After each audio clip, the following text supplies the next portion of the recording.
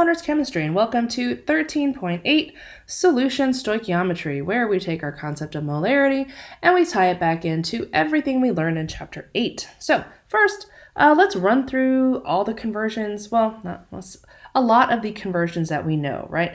So we know mole ratio, right, which converts between moles of A and moles of B, right? And in order to use this, we need a balanced equation. Always, right? Balanced equation. And once we have a balanced equation, we use those coefficients, and that will give us our mole ratio, right? Molarity, right, converts between moles of solute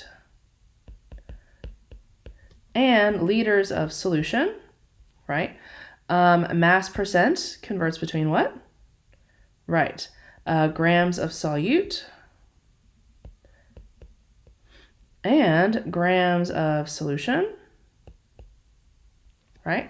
Molar mass, right, converts between grams of a substance and moles of that substance, right? So, but it's the same substance, right, whatever it is, right? Avogadro's number is what we would use if we wanted to convert between particles and moles.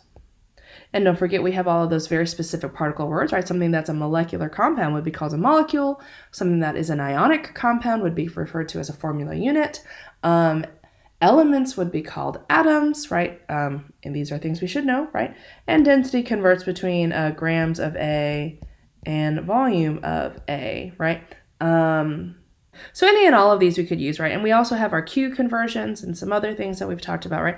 But these are all ones that will probably, show up on, say, like your mixed practice or whatever. All right, let's do some practice. So it says how many mils of this will completely react, keyword, with this much of that, right? So here, right, clues, right? We have two different compounds that we're talking about. That's a clue that we have a reaction at hand, along with the literal word react, right? So those are clues to you about what's happening, right? The fact that we have amounts, right? So, and here is where it's important to bear in mind that molarity is a conversion factor most of the time, right? So which means that that's a conversion factor and that's a conversion factor, which means that in the land of givens, this is it, yes, right?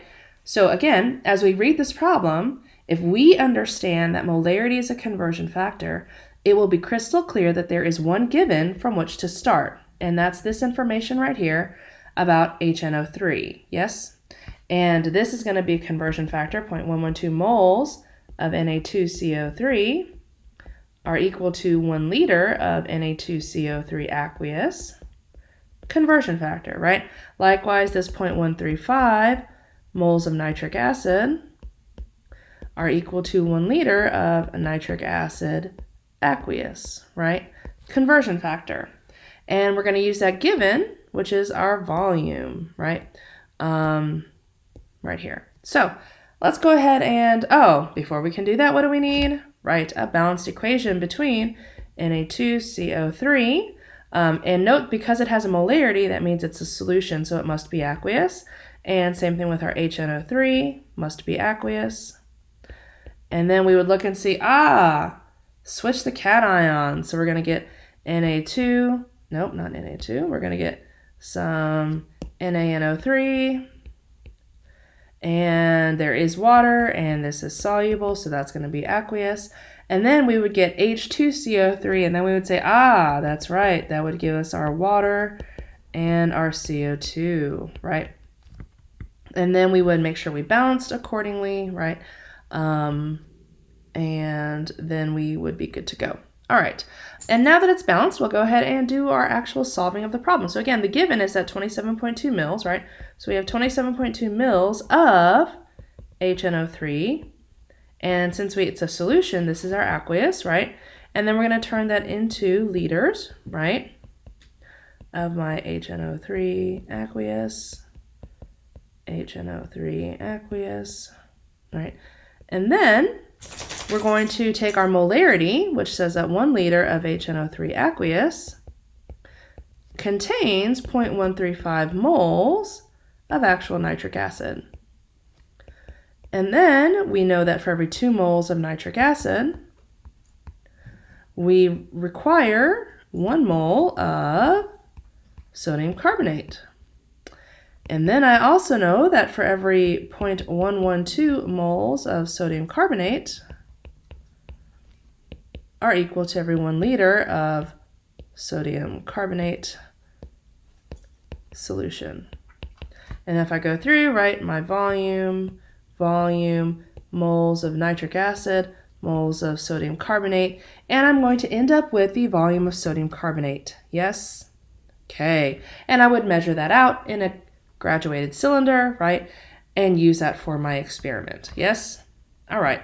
So then in the next problem, it says 25 ml sample of nitric acid requires this volume of this concentration to completely react with all the HNO3. What is the concentration of the HNO3? If I want to know the concentration, what am I being asked to solve for? Right, this is the molarity is my question, right? Which means I need to know the moles of HNO3 over the volume, right, of my HNO3 aqueous, right? And if I read the problem, it says, here is my volume. So really, this is what I don't know, because I know that I have 25 mils of my HNO3 aqueous, yes? So really my unknown is that mole piece of information, right? And then if I look at my question again, right, so here is another molarity. Again, molarity is a conversion factor, which means that this piece of information is where I'm going to start. Okay, so then, and again, I will write this out. And eventually, when you've done it enough times, you won't need to write it out for yourself anymore, I think. But if it's helpful, do it every time for the rest of the school year. Okay, so then let's go ahead and solve our problem. So it's, and we're going to reuse this same reaction from up here, okay? So it says 35.7 mils of my Na2CO3 aqueous, right? Ta-da!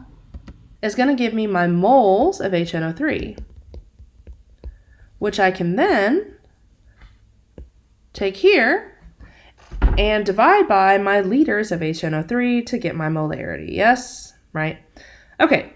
Thank you for listening. Be good and no worries. We will do lots and lots of practice. All right. Thank you for listening. Be good and I'll see you soon. Bye.